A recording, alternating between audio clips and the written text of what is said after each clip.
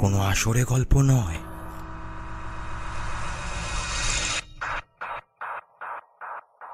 ঘটনা শোনানো হয়।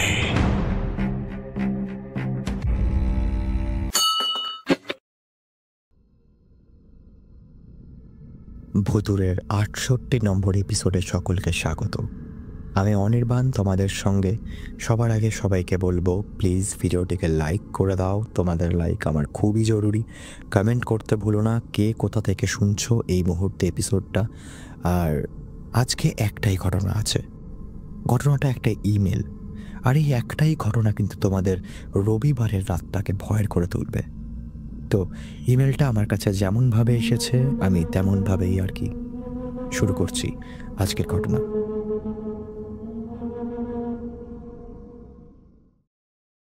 অনির্বাণ, আমি জ্যোতি।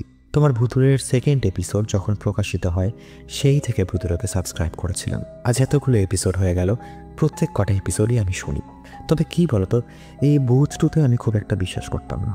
তবে আগের বছর যা ঘটলো সেটা দেখার পর বিশ্বাস করতে আমি বাধ্য হয়েছি। আমার এক বন্ধুর সাথে ঘটে যাওয়া ঘটনা, আমার নিজের চোখে দেখা সেই ঘটনা আজকে আমি তোমার মাধ্যমে তোমার শ্রোতা বন্ধুদেরকে শোনাতে চলেছি। আমি আমার এক বন্ধু সিমরান, আমরা দুজনেই খুব ঘুরতে ভালোবাসি। এর আগেও আমি সিমরান দুজনে বেশ কিছু জায়গায় ঘুরেছি। আগের বছর 2024-এর জানুয়ারি মাসে অফিস ছুটি নিয়ে নেপাল ঘুরতে গেছিলাম। কথা মতো আমরা হাওড়া থেকে ট্রেন ধরে পরের দিন সকালে আমরা ইন্ডিয়া নেপাল বর্ডারের রাক্সোলে এসে নেমে পড়েছিলাম। আমার মামার বাড়ি যেহেতু ইন্ডিয়া নেপাল বর্ডারেই, তাই জন্য আমার মামা আমাদেরকে ঘোরার সমস্ত রকমের ব্যবস্থা আগে থেকেই করে দিয়েছিল। আমাদের জন্য চেকপোস্টের সামনে গাড়ি দাঁড়িয়েছিল। সেই গাড়ি করে প্রথম দিন আমরা কাঠমান্ডু যাই। কাঠমান্ডু পৌঁছাতে পৌঁছাতে আমাদের বিকেল হয়ে গেছিল। পরের দিন যথারীতি কাঠমান্ডু খুব ভালোভাবে সাইট সিন করে আবার ওই একই হোটেলে ফিরে আসি। পরের দিন ওই পোখরার বিশ্ববিখ্যাত ফেওয়া লেক, যেটা দেখতে বিভিন্ন দেশ বিদেশ থেকে লোকজন আসে ওই জায়গায়, সেই মতোই পরের দিন সকালেও বেরিয়ে পড়েছিলাম পোখরার উদ্দেশ্যে। পোখরায় পৌঁছালাম তখন বিকেল 5টা বেজে গেছিল। একটা হোটেলে চেক ইন করে একটু বিশ্রাম নিয়ে বিকেলবেলা ফেওয়া লেক ঘুরতে বেরিয়েছিলাম। রাত 10টা অবধি আমরা ফেওয়া লেকেই ছিলাম। লেকের আশপাশ ঘুরছিলাম, বিভিন্ন ধরনের রেস্তোরাঁ, পাব, ক্লাব, সি ফুড, এইসব দিয়ে আশপাশটা খুব জমজমাট ছিল। ওই আশপাশ ঘুরতে ঘুরতে রাত 11টা বেজে গেছিল। তারপর যখন হোটেলে ফিরলাম, হোটেলের ভেতরে নো স্মোকিং জোন ছিল। সিমরান আমাকে বলেছিল ও হোটেলের বাইরেই স্মোক করে তারপর ভেতরে ঢুকবে। আমি আবার এইসব স্মোক টক পছন্দ করতাম না, তাই আমি ওর কথায় সায় না দিয়ে ওকে বলেছিলাম, অনেক রাত হয়ে গেছে, এখানে কাউকে ভরসা করা যায় না, তুই ওপরে চ, এখন আর স্মোক করার দরকার নেই।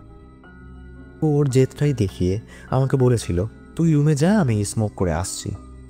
ওর ওই জেদ দেখে আমি বেশি কথা না বাড়িয়ে আমি হোটেলের দোতলায় চলে এসেছিলাম। কিন্তু তখন আমার আবার কি মনে হয়েছিল, আমি রুমে না ঢোকে হোটেলের দোতলায় বারান্দায় একটা দাঁড়ানো জায়গা ছিল, আমি সেখানে গিয়ে দাঁড়িয়েছিলাম। ওখান থেকে হোটেলের সামনে নিচটা দেখতে পাওয়া যায়। ওখানেই দাঁড়িয়ে আমি একদিকে আমার ফোন ঘাঁটছিলাম এবং অপরদিকে আমি সিমরানকে দেখছিলাম। এক হাতে ফোনে আমি সোশ্যাল মিডিয়া ঘাঁটছি আর অপরদিকে মাঝের মধ্যে সিমরানকে দেখছি। খানিকক্ষণ পর দেখলাম সিমরান হোটেলের এন্ট্রেন্স দিয়ে ভেতরে ঢুকলো। দেখে আমি ওখান থেকে উঠে গিয়ে রুমে চলে আসলাম। সিমরান তখনও রুমে আসেনি। আমি আবার জুতো পরে রুমের বাইরে বেরিয়ে এদিক ওদিক দেখলাম, সিমরান নেই। তো স্বাভাবিকভাবেই ভীষণ বিরক্ত হয়ে সিমরানকে আমি কল করলাম। ও কলটা রিসিভ করলো না। ভাবলাম হয়তো নিচেই রয়েছে। আমি আবার জুতো পরে রুম লক করে নিচে চলে গেলাম। নিচে গিয়ে দেখলাম সিমরান নিচেও নেই। রিসেপশনে জিজ্ঞাসা করতে রিসেপশন থেকে একটা ছেলে বলল ওনাকে দেখেছে আমি ওপরে চলে যাওয়ার পর বাইরে স্মোক করছিল সিমরান। তারপর স্মোক করার পর ভেতরে সিঁড়ি অব্দি এসে ও ওপরে না গিয়ে সিমরান আবার বাইরের থেকে বেরিয়ে গেছে। কথাটা শুনে আমি খুব চিন্তায় পড়ে গেছিলাম, এত রাতে সিমরান কোথায় গেল আমাকে না জানিয়ে। এখানে একটা কথা বলে রাখি, নেপালে কিন্তু ইন্ডিয়ান সিম কার্ড চলে না। আমরা একটা সিম কার্ড নিয়েছিলাম আর সেই সিমটাই সিমরানের ফোনে লাগানো ছিল। আমি তখন হোটেলের ওয়াইফাই কানেক্ট করে বারবার ওকে হোয়াটসঅ্যাপ কল করছিলাম। বেশ কয়েকবার হোয়াটসঅ্যাপ কল করেছিলাম, সিমরান ফোন ধরছিল না। ওই সময় আমার কেমন একটা ভয় করছিল। ভয়টা অন্য কিছু ছিল না, ভয়টা ছিল এত রাতে সিমরান একা কোথায় গেল। আমি তাড়াহুড়ো করে হোটেলের বাইরে বেরিয়ে হোটেলের বাইরে আশেপাশে খুঁজছিলাম সিমরানকে। সিমরানকে দেখতে পেলাম ওই হোটেলের একদম গা ঘেঁষে একটা গলি রয়েছে। ওই গলিতে সিমরান দাঁড়িয়ে আছে, আরও একাই রয়েছে। দেখে আমার প্রাণটা তখন ফিরে পাওয়া অবস্থা হয়েছিল। তখন আমি দৌড়ে ওর কাছে গিয়ে ওকে জিজ্ঞাসা করেছিলাম, কি রে, কই গেছিলি তুই? আর আমাকে বলবি তো যে তুই ওপরে আসছিস না। আরে তোর মাথা খারাপ আছে নাকি? জানিস কতটা টেনশনে ফেলে দিয়েছিলি আমাকে? আর তোর ফোনটা দেখ, তোকে কতবার ফোন করেছি। লক্ষ্য করেছিলাম তখন ওকে আমি এত কিছু বলেছিলাম, কিন্তু সিমরান কোনো রেসপন্স করছিল না। ও একইভাবে ওখানেই মাথা নিচু করে দাঁড়িয়েছিল। দেখলাম ওর হাত, পার্স, ব্যাগ আর ওর মোবাইলটা নেই। আমি ওকে দেখে ওর হাতটা ধরে এক প্রকার ঝাঁকিয়ে ওকে জিজ্ঞাসা করেছিলাম, শুনতে পাচ্ছিস তুই? সিমরান তখন হঠাৎ চমকে উঠে কেমন একটা হাব ভাব করে উঠল।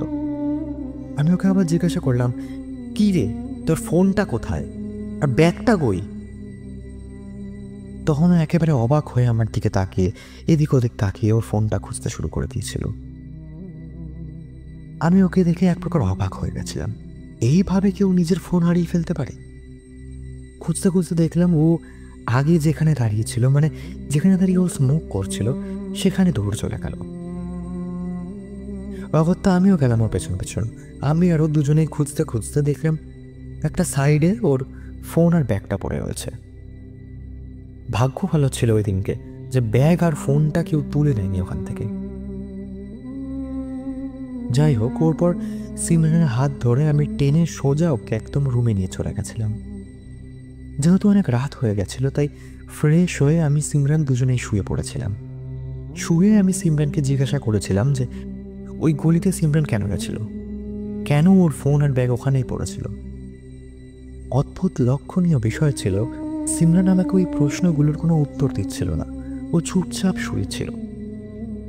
আমিও তখন ওকে বিরক্ত হয়ে জিজ্ঞাসা করা বন্ধ করে দিয়েছিলাম। এইবার ঘুমিয়ে পড়েছিলাম পরের দিন সকালবেলা উঠতে হবে বলে। তো ভোরবেলা 5টা নাগাদ আমি বাথরুমে যাব বলে ঘুম থেকে উঠেছিলাম। উঠে দেখি পাশে সিমরান নেই। আমি উঠলাম, উঠে বাথরুমে দেখলাম, তারপর ব্যালকনিতে দেখলাম সিমরান নেই। এবার আমার চোখ গেল রুমের দরজাটার দিকে। দরজাটা মনে হচ্ছে খোলা রয়েছে। দেখেই আমার ঘুমটা চট করে উধাও হয়ে গেছিল। আর সিমরানের ফোনটাও ছিল রুমে। কল করব কোনো উপায় ছিল না। ওই সময় আমার কি মনে হয়েছিল, আমি সিমরানকে খুঁজতে ওই হোটেলের ছাদে গেছিলাম। ওই ছাদে খুঁজতে যাওয়ার একটা কারণ ছিল। সেটা হলো, আমরা যখন হোটেলে এসেছিলাম হোটেল থেকে বলে দিয়েছিল স্মোক করতে হলে হোটেলের বাইরে, আর না হলে হোটেলের ছাদে যেতে হবে। তো ওই ভেবেই আমি উপরে ছাদে গেছিলাম। আর কোইন্সিডেন্টালি সিমরান ছাদেই ছিল। আমি যখন ওকে দেখে ওকে ডাকতে গেলাম, তখন ওর চোখের চাহনিটাই যেন একদম অন্যরকম ছিল, যেন ও আমার বান্ধবী সিমরান না। কিছু বুঝতে না পেরে আমি ওকে গালাগালি দিয়ে বলেছিলাম, সাত সকালবেলা মজা হচ্ছে ভাই, ঘুরতে এসছি তাই বলে সারাদিন এরকমভাবে আর কি ভালো লাগছে না, সে আগের দিন থেকে তোর এই জিনিসগুলো চলছে। এই বলে আমি ওর হাত ধরে টেনে ওকে নিচে আমাদের রুমে নিয়ে চলে এসেছিলাম। এইবার ওই সময় একটা অদ্ভুত বিষয় ঘটে। বিষয়টা হলো, আমরা যখন রুমে এসে ব্রাশ করছিলাম, তখন সিমরান আমাকে ডেকে জিজ্ঞাসা করে, জ্যোতি তুই কি ওই মহিলাটাকে খেয়াল করেছিলি? আমি বলেছিলাম, মানে কাকে দেখবো, কে বলতো? সিমরান বলেছিল, আরে ওই তো ছাদে যখন দাঁড়িয়েছিলাম আমাদের হোটেলের পাশে ওই জায়গাটাতে একটা মহিলা একটা বাচ্চা কোলে নিয়েছিল। আর ওনার মাথায় কাঠ ছিল, জানিস তো। উনি আমাদের দিকে তাকাচ্ছিলেন, তাকাতে গিয়ে ওনার মাথা থেকে কাঠগুলো পড়ে গেল। তুই ওই জিনিসটা লক্ষ্য করেছিলি?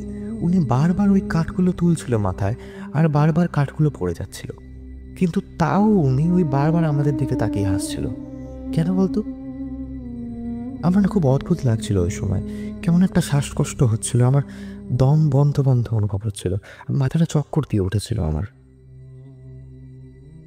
সত্যি বলতে আমি তখন ভেবেছিলাম সিমরান তখন আমার সঙ্গে ইয়ার্কি করছে, তাই আমি তখন এটা নিয়ে আর বেশি কিছু বলিনি। আমি ওই কথায় কোনো উত্তর না দিয়ে, আমি ওকে রিপ্লাই না দিয়ে আবার বাথরুমে চলে গেছিলাম। তারপর ওর মতো ফ্রেশ হয়ে নিয়ে আমরা দুজনেই রুমে চা খেয়ে নিচে ব্রেকফাস্ট করে আবার পোখরার সাইট সিন করতে বেরিয়ে পড়েছিলাম।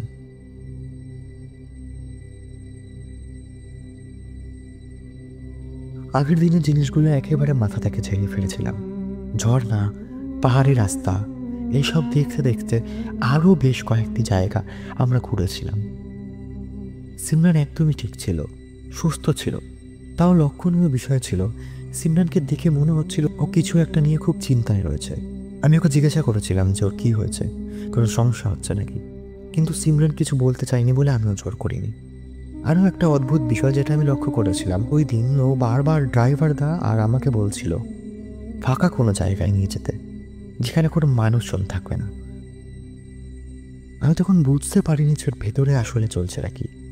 ওই দিন বিকালের পর সিমরানের প্রচণ্ড জ্বর এসেছিল, ওষুধ দিয়ে জ্বর কমাতে হয়েছিল। সিমরানকে নিয়ে আমার খুব চিন্তা হচ্ছিল। এইভাবে বিকালটা হোটেলেই কেটে গেল। ওই দিন রাত্রেবেলা যা ঘটল তা আমি কোনোদিনও আশা করিনি আমার জীবনে ঘটবে। আমি স্বপ্নেও কোনোদিনও ভাবতে পারিনি আমি এই সব দেখব। ওই দিনটা রাত্রেবেলা আমরা ডিনার করে সিমরানকে ওষুধ দিয়ে আমি সিমরানকে ঘুম পাড়িয়ে দিয়েছিলাম। মাঝরাতে আমার ঘুম ভেঙে গেছিল একটা অদ্ভুত শব্দে। দেওয়ালের মধ্যে কেউ কিছু একটা ঠুকছে। আমার ঘুমটা হালকা হয়ে গেল। আমি ওপাশ করলাম, দেখলাম সিমরান নেই। আর তখনই দেওয়ালে বাড়ি দেওয়ার আওয়াজটার পাশাপাশি আরও একটা চাপা গলার কান্নার আওয়াজ আমার কানে আসছিল। ব্যালকনির দরজাটা খোলা ছিল। ফোনটা হাতে নিয়ে দেখলাম 3টে বাজে। আর কেন জানি না আমার তখনই মনে হচ্ছিল সিমরান ব্যালকনিতেই রয়েছে। কিন্তু আমার জানি না কেন খুব ভয় করছিল। আমি সাহস নিয়ে উঠে সিমরানকে দেখতে ব্যালকনিতে গেলাম। আর সিমরানকে দেখা মাত্র আমার পায়ের তলা থেকে যেন মাটি সরে গেল। কি বিভৎস দৃশ্য! আর ওটা সিমরানই করছে। ব্যালকনিতে ও উবু হয়ে বসে দেওয়ালে মাথা ঢুকছে, দুটো হাত দিয়ে দেওয়ালে আঁচড় কাটছে আর চাপা গলায় কাঁদছে। ওর কপাল ফেটে যাচ্ছে, রক্ত ঝরে পড়ছে দেওয়াল থেকে, নখগুলো উপড়ে পড়েছে। আর সিমরান কাঁদতে কাঁদতে নেপালি ভাষায় কিছু কথা বলছে। ওই রকম দৃশ্য আমি কোনোদিনও দেখিনি। আমার খুব শরীর খারাপ করতে শুরু করেছিল। আমি জোরে চিৎকার করে হোটেল থেকে একদম বাইরে পালিয়ে আসি আর বাইরে বেরিয়ে চিৎকার করতে থাকি। এরপর হোটেল থেকে লোকজন বেরিয়ে আসে। তারপর সবাইকে সঙ্গে নিয়ে আমি রুমে যাই সিমরানকে দেখতে। সিমরান ওইভাবেই ব্যালকনিতে বসেছিল। আমার সঙ্গে হোটেলে যে লোকগুলো গেছিল ওনারা সিমরানকে দেখে নিজেদের মধ্যে কিছু কথাবার্তা বলে একজনকে ফোন করলো। ফোন করার কিছুক্ষণের মধ্যে দেখলাম 2জন লোক বাইরে থেকে আসলো। এসে ওই 2জন সিমরানকে ওই ব্যালকনি থেকে তুলে এনে রুমে এনে বসানোর পর আরও একজন বাইরে থেকে আসলো। ওনাকে দেখেই মনে হচ্ছিল উনি কোনো সাধু গোছের মানুষ। উনি এসে রুমের সমস্ত লাইট অফ করে একটি মোমবাতি জ্বালিয়ে কিছু একটা পুজো করলেন। তারপর শুরু হলো সিমরান আর ওই সাধুর মধ্যে কথাবার্তা। উনি একটা দড়িতে আগুন জ্বালিয়ে সিমরানের সামনে ধরেছিলেন। দেখছিলাম সিমরান ওই আগুনটাকে বারবার নিভিয়ে দিচ্ছিল। যতবার উনি আগুনটা ধরাচ্ছিলেন ততবার সিমরান হাত দিয়ে ধরে ওই আগুনটাকে নিভিয়ে দিচ্ছিল। তার সাথে চোখ বন্ধ করে ওর মাথাটা চারিদিকে ঘোরাচ্ছিল, মাঝের মধ্যে কাঁপছিল। কি বিভৎস দৃশ্য! আর নেপালি ভাষায় কথাবার্তাও বলছিল। এই সব কিছু একসাথে আমি দেখছিলাম, কি অদ্ভুত লাগছিল। নিজের চোখ কান কিছুকেই যেন বিশ্বাস করতে পারছিলাম না। বাকিরা বলা বলি করছিল সিমরানকে নাকি কোনো মহিলার আত্মা ধরেছে। তারপর ওই রকম অনেকক্ষণ চলার পর দেখলাম সিমরান শান্ত হয়ে গেল। সিমরান ঘুমিয়ে পড়ল। জানতে পারলাম আত্মাটাকে বের করে নেওয়া হয়েছে। সিমরান তখন স্বাভাবিক রয়েছে। তখনই ঠিক করে নিয়েছিলাম আর ওখানে একদিনও থাকবো না, পরের দিনই মামার বাড়ি ফিরে যাব। সিমরান ওর হাতের আঙ্গুলগুলো কেটে ছিলে নখগুলো উপড়ে ফেলেছিল, সেগুলোকে ড্রেসিং করা হলো। তারপর হোটেলে কথাবার্তা বলে হোটেলের একটি মেয়েকে আমাদের সঙ্গে নিয়ে আমরা 3জন মেয়ে মিলে ওই রুমে ছিলাম, কারণ সিমরানের সঙ্গে আমার রাতে একা থাকতে ভয় করছিল। সিমরান সারা রাত ঘুমিয়েছিল। সিমরান যখন সকালবেলা ঘুম থেকে উঠল তখন ওকে দেখে খুব ফ্রেশ লাগছিল। এই 2 দিন ওর চোখের তলায় কালি পড়ে গেছিল, যেগুলো একদমই চলে গেছিল। আমি আমার মামাকে ফোন করি, কারণ আমার মামাই ওইখানকার সব কিছু চেনে এবং জানেও। মামা গাড়ি ঠিক করে দিয়েছিল। এরপর রুমেই চা খেতে খেতে সিমরানকে জিজ্ঞাসা করেছিলাম যে ওর সঙ্গে কি কি হয়েছিল, ও কি কিছু জানে। তখন ও বলেছিল কিছু কিছু জিনিস ওর মনে পড়ছে, যেমন প্রথম দিন রাতে যখন ও হোটেলের বাইরে স্মোক করছিল, তখন একটা মহিলা ওর কাছে এসে নাকি ওকে বলেছিল যে ওই মহিলার বাচ্চা খুব অসুস্থ আর সেও খুব অসহায়, তাই ওনার বাচ্চাটাকে যেন সিমরান বাঁচায়। তো সিমরান বলেছিল, কই আপনার বাচ্চা? এই কথাটা বলা মাত্রই সিমরানের নাকি মাথা ঘোরা শুরু হয়ে যায়। আর এরপর থেকেই সিমরানের স্পষ্ট কিছু মনে নেই। কিছু কিছু জায়গা ওর মনে আছে। ওর জ্বর এসেছিল, ওকে আমি ডিনার করিয়ে দিচ্ছিলাম। আমি তখন ওকে জিজ্ঞাসা করেছিলাম, তাহলে ওই দিন রাতে ও ছাদে কেন গেছিল? সিমরান কিছু বলতে পারছিল না। ও মনে করার চেষ্টা করছিল, তবে মনে করতে পারছিল না। ফেওয়ালে ঘুরে হোটেলের বাইরে স্মোক করছিল, একটা মহিলা কাঁদতে কাঁদতে আসলো, ওইটুকুই অবধি ওর মনে আছে। আমি যখন ওই সময় ওকে ওর ঘটনাগুলোই বলছিলাম, ও কী করছিল আর আগের দিন রাত্রেবেলা ও কী করলো, ও নিজেও শুনে প্রচণ্ড ভয় পাচ্ছিল। যাই হোক, এইসব করতে করতে আমাদের গাড়ি চলে এসেছিল। আমরা চা খেয়ে ব্রেকফাস্ট করে সকালবেলা আবার হোটেল থেকে বেরিয়ে পড়েছিলাম। যখন মামার বাড়ি আসলাম, মামাকে যখন ঘটনাগুলো জানালাম, মামা আমাদের উপর প্রচণ্ড পরিমাণে রেগে যায়। তার কিছু কারণ ছিল, কারণ দুদিন ধরে এত কিছু হচ্ছে আর আমরা বাড়িতে কিছু জানাইনি। তাছাড়াও সিমরানের বাড়ি থেকে আমার মামাকে বারবার ফোন করছিল, কারণ সিমরান 2 দিন হয়ে গেল ওর বাড়িতে কোনো ফোন করেনি। যথারীতি সিমরানের বাড়িতে কথাগুলো আর কিছুই জানায়নি। এই সময় আমাদের যেদিন ট্রেনের টিকিট কাটা ছিল, ওই দিন আমরা আর ফিরতে পারলাম না। আমার মামার বাড়িতে আরও একদিন কাটিয়ে তারপর আমরা বাড়ি ফিরেছিলাম। অনির্বাণ, আশা করছি ঘটনাটা তুমি সিলেক্ট করবে, আর কত নম্বর এপিসোডে তুমি ঘটনাটা পড়ে শোনাবে সেটাও আমাকে একটু জানিয়ে দিও। ভুতুড়ে কোনো আসরে গল্প নয়, ঘটনা শোনানো হয়।